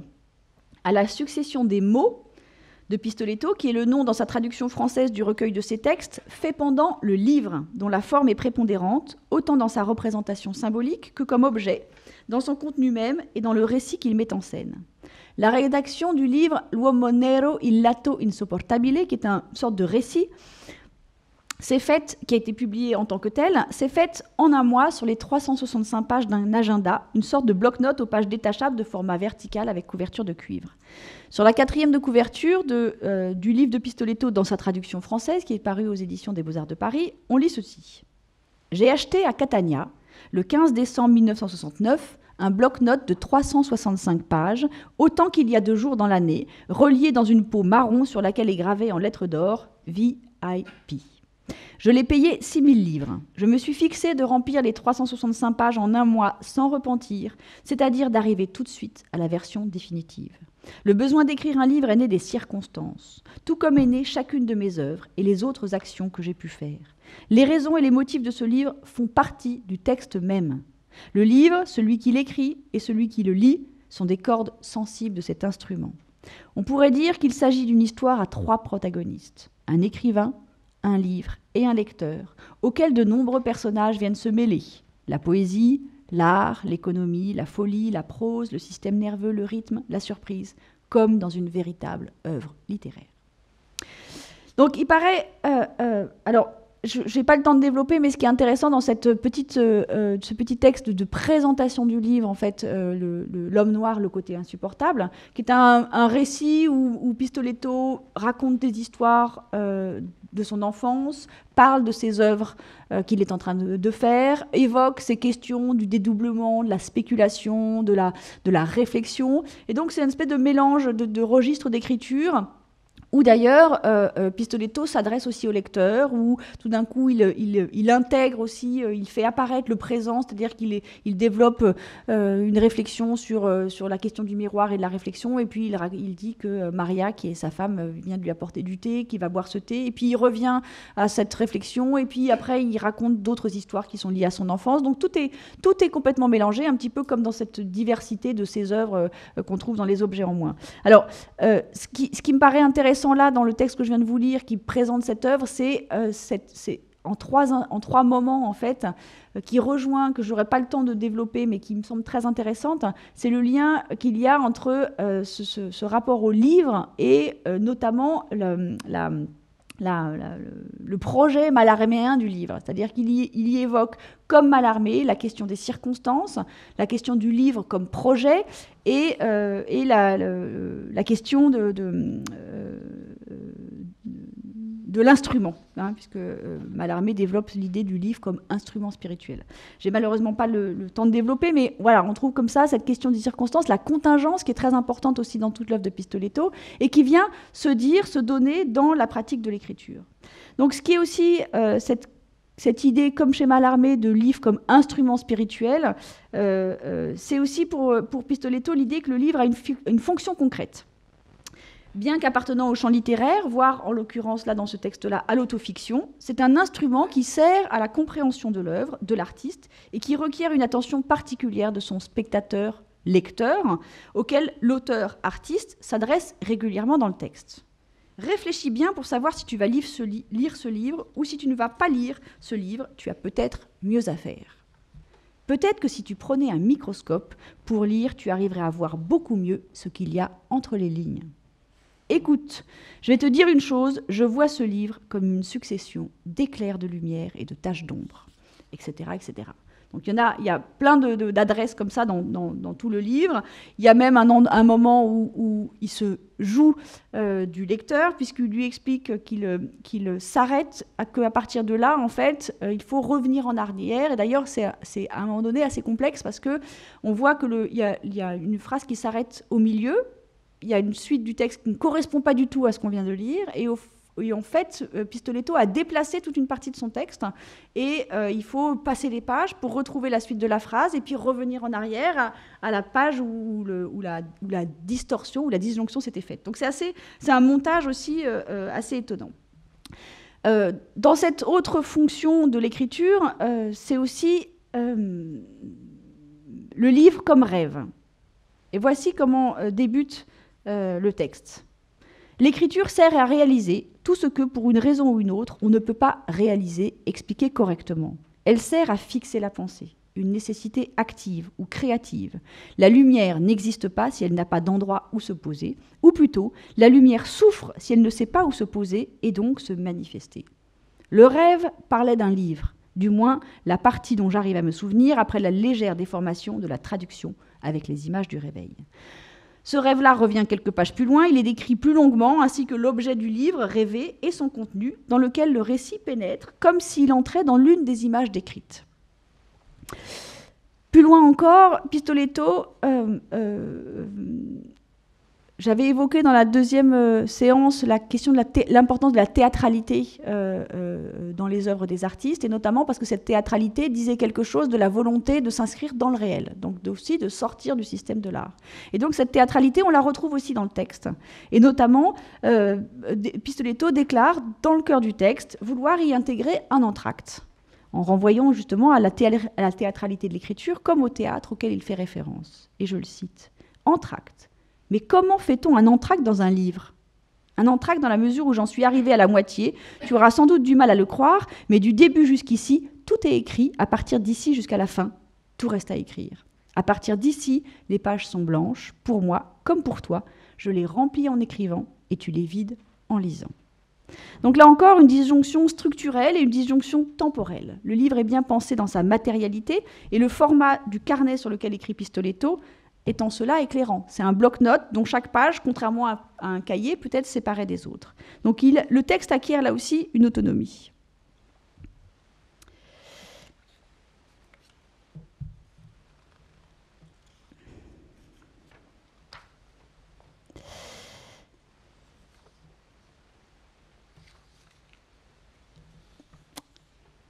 Je cite encore une dernière fois Pistoletto, ou une avant-dernière fois, et puis je vais m'arrêter là parce qu'il commence à être tard. Je disais au début que l'écriture sert à fixer, ou plutôt à réaliser certaines choses, qu'il est impossible d'accomplir autrement. L'écriture est faite de mots, et c'est sur les mots que je veux fixer mon attention. Le recours aux mots a été pour moi du même type de nécessité que lorsque j'ai eu recours par ailleurs à la figure de l'être humain pour peindre. Mais sans doute, cette fois-ci, j'ai préféré le mot « écrit », parce que c'est un moyen beaucoup moins aliénable de la vie ordinaire par sa capacité à véhiculer les pensées que ne peut l'être la peinture. Ce recours au mot est aussi lié à une réflexion sur l'abstraction qui se retrouve dans d'autres textes de Pistoletto. Le texte, l'écriture et le livre ont une fonction indicative du présent, du moment. Ils sont un instrument au même type que l'appareil photographique dont use d'ailleurs Pistoletto pour les tableaux miroirs. C'est aussi une structure à l'intérieur de laquelle on peut se mouvoir et dériver. J'écris et on verra où ça mène. Je suis un objet qui écrit, une fleur dans l'auto. Le livre permet d'accéder à l'expérience, celle de l'écriture, celle de la fabrication de l'art, de sa réalisation, de sa mise à l'épreuve du réel, celle d'une sorte de machinerie.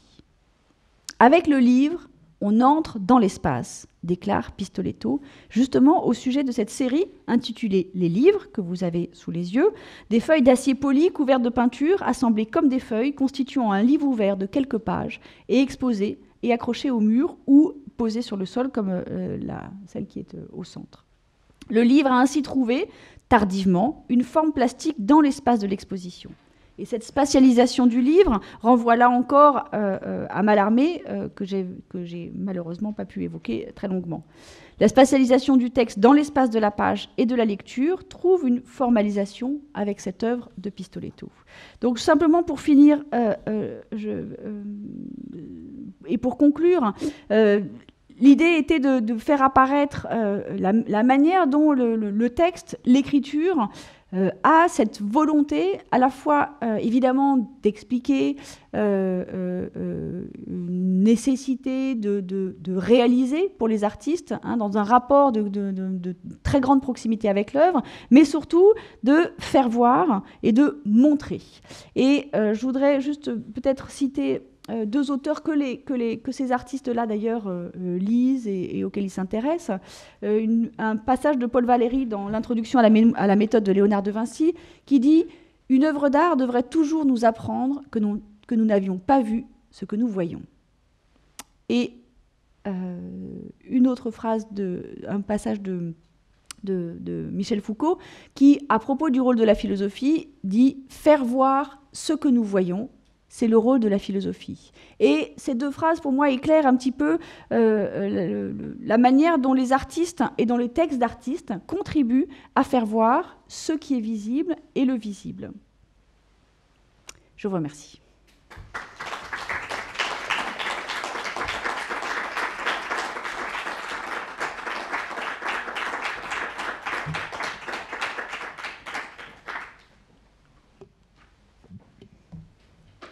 Vous avez des questions?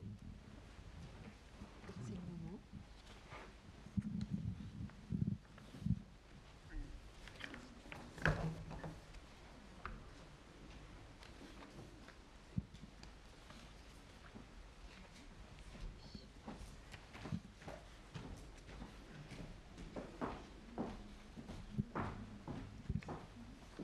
Oui, merci. Bonsoir. Bonsoir. Vous avez fini avec une remarque qui est très intéressante, faire voir ce que nous voyons, en fait, comme disait Foucault.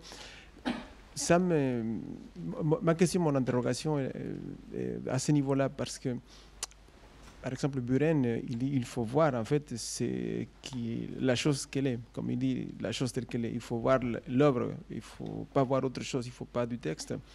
Mais c'est une négation, du coup, en fait, de la perception du regardeur.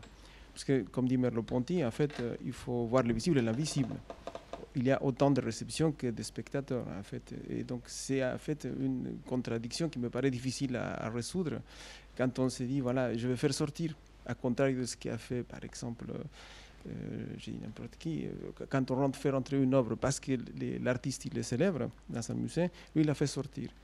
Et donc, par exemple, Pistoletto, quand il dit, puisque je ne peux pas rentrer dans l'œuvre, c'est l'œuvre qui rentre dans le réel, c'est très onirique, c'est très bien, mais il y a de la performation, me semble-t-il. Et donc, moi, ce que je me pose comme question, si parfois on est à la limite, et c'est la difficulté avec les œuvres de Buren, il faut faire du texte pour identifier l'œuvre. Oui, on est dans une limite quand même assez compliquée. Et il me semble qu'il joue en fait sur quelque chose qui est très dangereux, puisque jouer par exemple sur Wittgenstein, qui lui-même il a dit ce dont tu ne peux pas parler, il faut le taire, me paraît quand même assez compliqué, vous voyez. Et je pense que là, je m'interroge, peut-être que vous pouvez m'éclairer un peu mieux. Plus on m'explique qu'il y a une manière correcte de voir, et plus je suis sceptique dans la manière dont il faut regarder, en fait, on continue mes guides. Est-ce que vous voyez Très bien. Non, mais évidemment, je n'ai pas eu le temps de développer ces questions-là, mais il y a beaucoup de contradictions dans cette volonté qu'ont les artistes à la fois de se dégager d'un certain nombre de contraintes, d'obligations, de manières de voir qui sont celles de l'institution, du musée, de la galerie, de la critique d'art. Mais au fond, on peut aussi considérer, et c'est la question que vous posez, que la présence de ces textes-là dans ce qu'ils nous indiquent, parce que, par exemple, le texte de Buren, il est très clair, il dit indication, invitation, mais aussi indication. Donc, il y a quelque chose d'un peu, un petit peu autoritaire, mais bien sûr. Et donc, évidemment, il y a cette contradiction-là. C'est-à-dire, on peut aussi, bien sûr, se poser la question, est-ce qu'on ne remplace pas une contrainte par une autre ? Et que finalement, le spectateur est toujours celui qui va être dirigé, soit par les uns, soit par les autres. Mais on peut aussi considérer que ce déplacement que proposent les artistes par leurs textes, évidemment, on n'est pas particulièrement contraint par les textes. Hein. On peut évidemment, bien sûr, continuer à voir comme on le souhaite, et en plus, on n'est pas du tout obligé de lire des textes. Mais que le travail de déplacement qui est produit, ce pas de côté dont parle Pistoletto, ce regard oblique dont parle Buren, ce regard latéral dont parle Robert Morris, en fait, est une possibilité justement de remettre en question un certain type de regard et donc de s'interroger sur peut-être le nôtre, au fond. À un moment donné, c'est que puisque on nous montre qu'il n'y a pas une seule manière de regarder, eh ben peut-être qu'il y en a en fait encore d'autres, et pas seulement celle qui est proposée par l'artiste. Et bien sûr, on peut remettre en question très sérieusement le fait que ces artistes-là diraient, par leur texte, la vérité sur la manière de percevoir les œuvres, bien sûr. Mais en même temps, est-ce que c'est pas quand même intéressant de savoir quelle est l'intention de l'artiste, en fait. C'est-à-dire que c'est pour ça que j'avais, dans la première séance, insisté sur la dimension contextuelle de l'apparition de ces textes. C'est-à-dire il s'agit quand même de s'inscrire dans un contexte politique, critique, théorique aussi, très fort, de reprise en main, hein, et de volonté de s'affirmer ou de ce qu'on appelle justement les discours autorisés. Hein. C'est-à-dire que qui détient l'autorité sur le regard que l'on porte sur les œuvres. Donc là où c'était l'institution, eh bien, les artistes viennent en fait perturber cette vision focalisée. C'est ce que dit Maurice. Hein. Quand il remet en cause la vision perspectiviste, il dit c'est une vision focalisée. Donc il s'agit de proposer des visions qui se déploient, hein, et puis qui rendent possible peut-être d'autres manières de regarder. Voire même en opposition, quand il y a Pistoletto qui dit, en fait, quand vous regardez, vous diminuez d'autant. Moi, je postule que plus on lit ou plus on regarde une œuvre, plus on l'enrichit. Donc, et sa position n'a pas plus de valeur que la mienne. Il ne dit pas quand on regarde, on diminue. Hein. Il dit que chaque œuvre produite, en fait, est en moins par rapport à l'infini du possible des œuvres. C'est-à-dire qu'en fait, il parle de l'imagination, là. Il parle de l'imaginaire. Alors, c'est une formule qui est pas très heureuse, mais on pourrait dire l'imaginaire créatif, et que cet imaginaire est infini, et que chaque objet est en fait un objet en moins par rapport à cet infini. Mais ça ne veut rien dire, parce qu'il n'y a pas de moins à l'infini. Donc, bien sûr, ça ne veut rien dire. Mais en même temps, la formule est quand même assez jolie. Il me semble que même philosophiquement, ils sont tous les trois extrêmement différents, et que Maurice, il aborde la perception sur un mode très Merleau-Ponty, le corps, avec son passé de danseur aussi, ou de praticien de la danse, par rapport à Pistoletto, qui est vraiment dans la question de l'illusion, dans Gombrich, dans des questions beaucoup plus anciennes, en fait, me semble-t-il. Ah oui, philosophiquement, ils sont rassemblés par leur rapport au texte, mais par leur divergence aussi, mais philosophiquement, ils sont complètement dans des entrées très éloignés les uns des autres, je crois. Alors, éloignés philosophiquement, oui, à ceci près qu'il s'agit quand même pour tous les trois, et c'est ce que j'ai essayé de montrer, de quand même réaffirmer un certain type de rapport au corps, qui est un rapport différent. Effectivement, chez Maurice, on est là en pleine phénoménologie.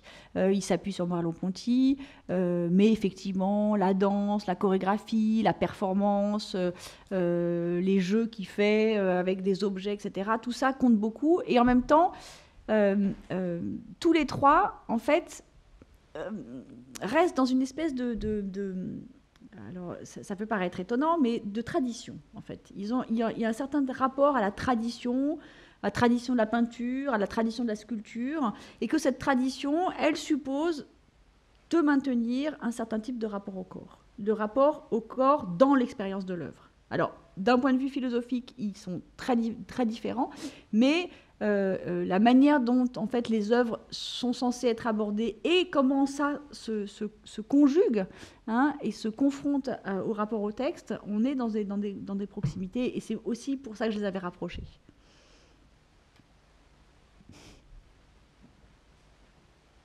Y a-t-il une autre question? Alors, merci beaucoup. Merci beaucoup. Et bonne soirée.